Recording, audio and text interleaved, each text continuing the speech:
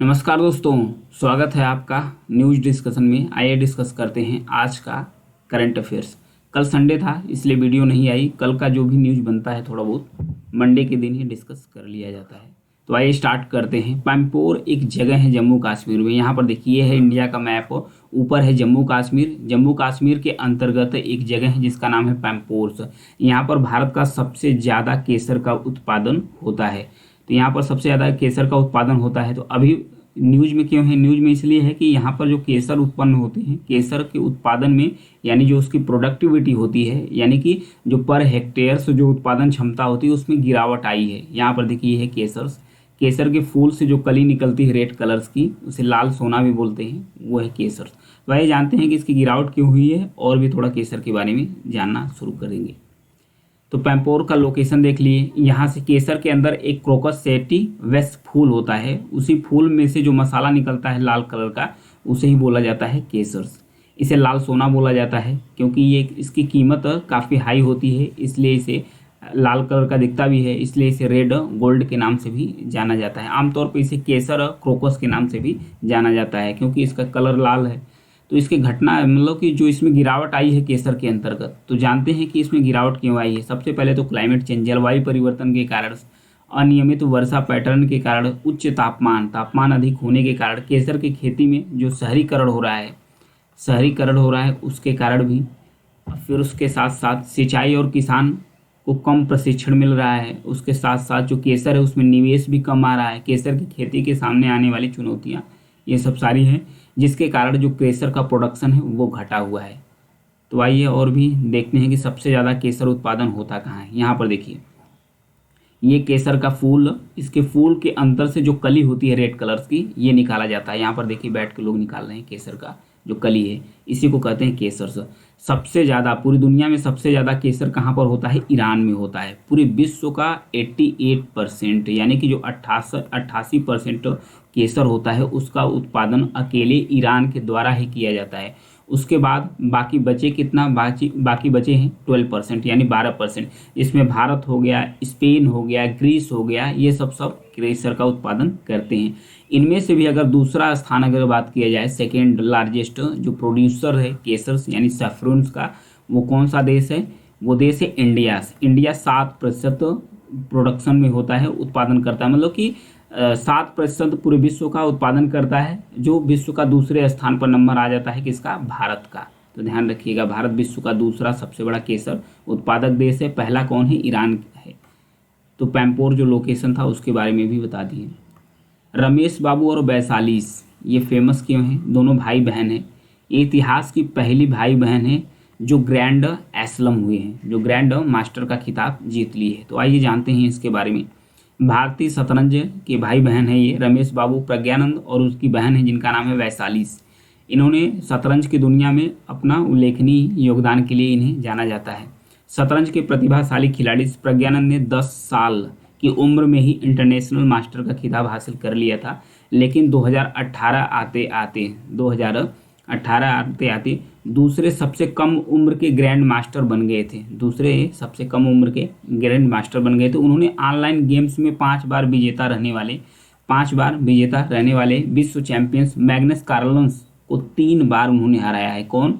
जिनका नाम है रमेश बाबू। प्रज्ञानंद की 4 साल की जो बड़ी बहन है जिनका नाम है वैशालीस, ये हाल में इन्हें कोनेरू हम्पी और हारिका द्रोणावल्ली की श्रेणियों में शामिल होकर ये भारत की तीसरी महिला ग्रैंड मास्टर बन गई है। भारत की तीसरी महिला ग्रैंड मास्टर के खिताब जीत लिया है। तो इतिहास में अपना नाम दोनों भाई बहन दर्ज कर लिया है। इतिहास की पहली घटना है भारत के अंतर्गत जो भाई बहन की जोड़ी ने ग्रैंड मास्टर का खिताब जीता है।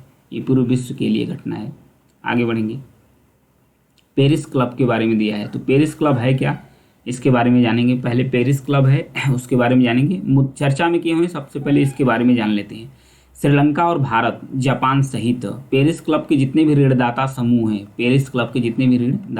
हैं, उनके बीच में एक सैद्धांतिक रूप से समझौता हुआ है। समझौता क्या है इसके बारे में जानेंगे, किस प्रकार से समझौता हुआ है।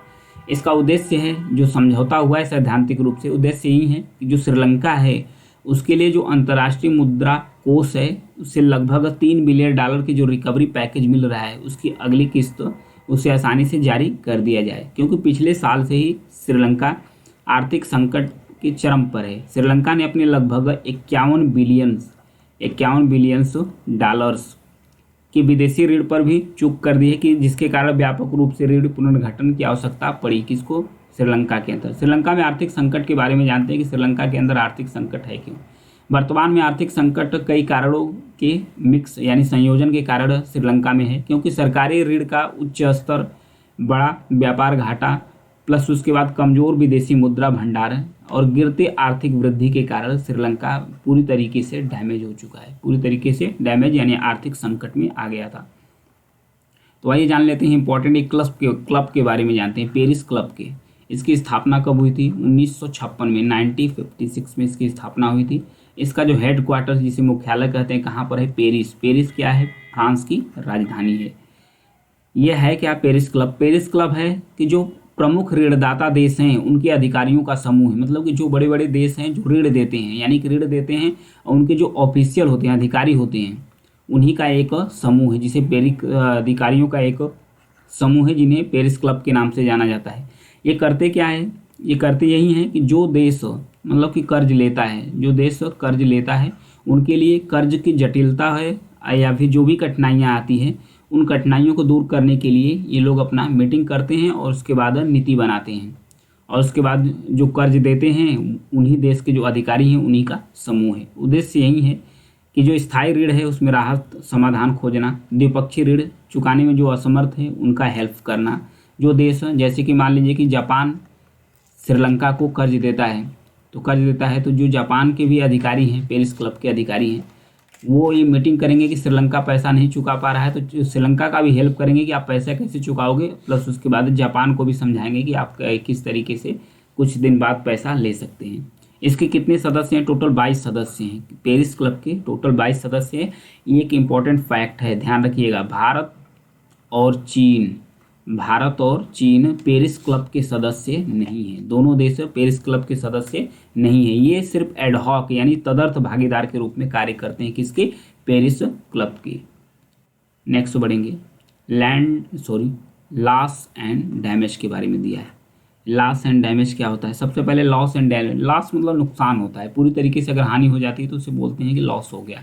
एंड डैमेज क्या होता है? क्षति, मतलब कि थोड़ा नुकसान। अगर आपका थोड़ा ही नुकसान होता है तो उसे बोलते हैं डैमेज। तो ये है क्या? जो कॉप यानी कॉन्फ्रेंस ऑफ पार्टी का जो 28वां सम्मेलन था, ये कहाँ पर हुआ है? यूएई, यूनाइटेड अरब अमीरात, यानी संयुक्त अरब अमीरात में ये हुआ था। यूएई संयुक्त अरब अमीरात में हुआ था। इसकी अध्यक्षता यूएई के द्वारा किया गया था। तो इसमें जो सर्वसम्मति से हानि और क्षति यानी कि लॉस एंड डैमेज L&D पर जो भी फंड है उसको संचालित करने के लिए सहमति व्यक्त की गई थी। देशों के द्वारा सहमति व्यक्त की गई थी, जिसका उद्देश्य यही है कि जो पहले से ही जलवायु परिवर्तन के प्रभाव का सामना कर रहे हैं जो देश, उनको एक प्रकार से मुआवजा दिया जाएगा। उन्हें एक प्रकार से मुआवजा दिया जाएगा। विश्व बैंक पर आधारित लेकिन स्वतंत्र रूप से प्रतिबंधित है। इस फंड को कम से कम 450, ध्यान रखिएगा, 450 बिलियन डॉलर तक इसे बनाया जाएगा। L&D फंड की घोषणा पहली बार, जब इसकी पहली बार घोषणा हुई थी, L&D यानी कि लॉस एंड डैमेज की फंड की सबसे पहली घोषणा हुई थी, कब हुई थी? 2022 में। 2022 में हुई थी। एक किसके द्वारा किए गए थे? मिस्र में हैं शर्म अल शेख, इन्हीं के द्वारा किया गया था।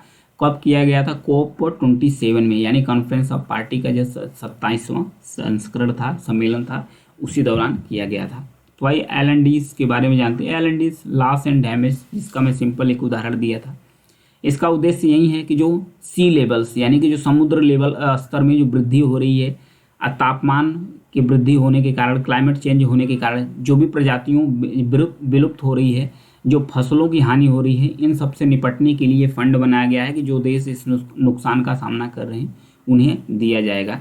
2022 में लगभग 1.5 ट्रिलियन से अधिक होने का अनुमान था। क्या? नुकसान क्लाइमेट चेंज के कारण से। आगे बढ़ेंगे, महासागर के बारे में दिया है। महासागर एक इनिशिएटिव है, पहल है, किसके द्वारा शुरू किया गया है? भारतीय नौसेना के द्वारा शुरू किया गया है। जो महासागर पहल है किसके द्वारा शुरू किया गया है? भारतीय नौसेना के द्वारा शुरू किया गया है। इसमें भाग कौन कौन से लिए हैं? हिंद महासागर क्षेत्र यानी कि rim association, Indian ocean rim association के जितने सदस्य देश हैं, जितने तटवर्ती देश की नौसेना हैं और जो समुद्री एजेंसियां हैं, सबके प्रमुख और भारतीय नौसेना के प्रमुख इकट्ठा हुए हैं। इकट्ठा होने के बाद आभासी रूप से बातचीत किए हैं। आभासी रूप से बातचीत मतलब कि ऑनलाइन बात कह सकते हैं कि एक तरीके से ऑनलाइन लोग मीटिंग किए, बात किए, तो आभासी रूप से बात हुई थी। ये इसका जो बात हुआ है, बातचीत हुई आभासी रूप से, इसका पहला संस्करण आयोजित किया गया है। इसका पहला संस्करण आयोजित किया गया है, ध्यान रखिएगा। ये किसकी पहल है? महासागर, भारत की पहल है। इसमें भाग लेने वाले देश हैं बांग्लादेश है, कोमोरोस है, केन्या है, मेडागास्कर, मालदीव है, मॉरिशस है, मोजाम्बिक, सेशल, श्रीलंका और तंजानिया है। उसके साथ साथ IORA, Indian ocean rim association के कई सदस्य भी इसमें शामिल है। उन्होंने भारत के जो सागर दृष्टिकोण है, इसके अंदर जो भी क्षमता है, जो भी सुसंगत बनाने पर महत्व है, जोर है, सुसंगत बनाने के लिए जो भी क्षमता है उस पर महत्व देने की बात की गई थी। तो भारत के सागर पहल के बारे में भी जान लेते हैं। सबसे पहले तो 2015 में इसे घोषित किया गया था सागर पहल। ये सागर पहल है क्या? क्षेत्र में सभी के लिए सुरक्षा और विकास, हिंद महासागर क्षेत्र में जो समुद्री सहयोग है, सुरक्षा है, उसको बढ़ाने के लिए इसे डिजाइन किया गया था। किसको? सागर को। ये था सागर का दृष्टिकोण। आइए जान लेते हैं जो यानी इंडियन ओशन रिम एसोसिएशन के बारे में। इंडियन ओशन रिम एसोसिएशन के बारे में इस बार का जो अध्यक्षता है रिम एसोसिएशन का 23वां, ध्यान रखिएगा, 23वां मीटिंग चल रही है। किसकी? काउंसिल ऑफ मिनिस्टर की 23वां इस बार मीटिंग है, 23वें संस्करण की मीटिंग है। तो इस बार का जो अध्यक्षता है वो किसके द्वारा किया जा रहा है? श्रीलंका के द्वारा। किसके द्वारा? श्रीलंका के द्वारा। इसके पहले 2022 से लास्ट 2023 तक किसके पास अध्यक्षता थी? बांग्लादेश के पास थी। किसके पास थी? बांग्लादेश के पास थी। ये फैक्ट इंपॉर्टेंट हो जाता है दो ठो। आइए इंडियन ओशन रिम एसोसिएशन के बारे में देखते हैं। 1997 यानी 1997 में इसे इस्टेब्लिश किया गया था। इसका जो हेडक्वार्टर्स है, हेडक्वार्टर्स यानी कि मुख्यालय इसका एबनीज में है, जो मॉरिशस में स्थित है, मॉरिशस में है। Formerly known as the Indian ocean rim initiative is an international intergovernmental organisation consisted of 23, मतलब कि इसे 23 देशों का यह ग्रुप है। और उसके साथ साथ जो इंडियन ओशन से बॉर्डर शेयर करते हैं, उसके साथ साथ 11 इसके डायलॉग पार्टनर है, यानी कि जो संवाद भागीदार हैं उसके कितने हैं? 12 हैं। इसे किस रूप में इंडियन ओशन रिम एसोसिएशन है। ऐसे Indian ocean rim initiative is an international intergovernmental organisation के नाम से भी इसे जाना जाता है। आइए देखते हैं कौन कौन से देश हैं इसमें। तो सबसे पहले ये देख लेते हैं कि इसमें देश कौन से शामिल नहीं है। जो हिंद महासागर से तटीय देश हैं सभी देश इसमें शामिल हैं, सभी देश शामिल हैं। 2 देशों को छोड़कर, एक है म्यांमार और दूसरा है पाकिस्तान। तो क्वेश्चन बन जाएगा कि जो इंडियन ओशन रिम एसोसिएशन है इसके कौन सा देश इसमें सदस्य देश नहीं है? तो म्यांमार हो जाएगा और पाकिस्तान हो जाएगा। नेक्स्ट बढ़ेंगे। गोलान हाइट्स के बारे में दिया है, ये चर्चा में क्यों, इसके बारे में जानेंगे। इसके बारे में जानने से पहले इसके लोकेशन पर चलते हैं, प्लस इसके बाद इसके बैकग्राउंड्स के बारे में जानते हैं। यहाँ पर देखिए, ये है गोलान हाइट्स, ये एक पर्वतीय क्षेत्र है। यह एक पर्वतीय क्षेत्र है जो सीरिया का भाग है। किसका भाग है? ध्यान रखिएगा, सीरिया का भाग है। पूछा जाएगा क्वेश्चन कि गोलान हाइट्स किस क्षेत्र में आता है, तो सीरिया के अंतर्गत आता था। 1967 में जब अरब इजराइल वार हुआ था, युद्ध हुआ था, उस दौरान सीरिया भी युद्ध में था। तो सीरिया से इजराइल के द्वारा इस पर कब्जा कर लिया गया था, सीरिया से इजराइल के द्वारा इस पर कब्जा कर लिया गया था।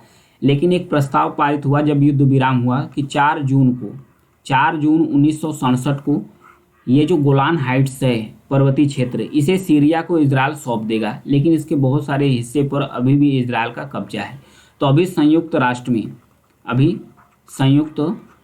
में एक प्रस्ताव पास किया गया था। प्रस्ताव में ये निंदा की गई थी किसकी? इजराइल की, कि इजराइल जो गोलान हाइट्स है उसको वापस नहीं किया है। कहाँ पर? सीरिया में। तो इस प्रस्ताव में इस प्रस्ताव के पक्ष में भारत भी वोट किया है, यानी कि इजराइल के अगेंस्ट भारत भी वोट कर दिया है गोलान हाइट्स को लेकर। ये लोकेशन काफ़ी इंपॉर्टेंट है। जो गोलान हाइट्स है सीरिया का पार्ट है, इसे किसके द्वारा कब्जा किया गया था? इजराइल के द्वारा कब्जा किया गया था। और भी गोलान हाइट्स के बारे में अगर कुछ बात करें तो गोलान हाइट्स का अगर वर्ग किलोमीटर की बात करें तो 1800 वर्ग किलोमीटर में ये फैला हुआ है। उसके साथ साथ यह बेसाल्टिक पठार से यरमौक नदी, गैलील सागर, हुला घाटी और माउंट हरमन और वाडी रक्काज से घिरा हुआ है। कौन? ये देखिए यहाँ पर देख लेते हैं। यहाँ पर देखिए सागर कौन सा है? गैलीली सागर है, फिर उसके बाद क्वेंटीरा है, फिर सीरिया है, और तो कुछ इसमें दिया नहीं, वो उधर बोले हैं। इन सब सारी चीज़ों से इसका लोकेशन घिरा हुआ है। तो मेन इंपॉर्टेंट यही है, गोलान हाइट्स किसका पार्ट है? सीरिया का पार्ट है। इसे इजराइल के द्वारा कब्जा कर लिया गया है। आज के लिए इतना ही है। Thank you.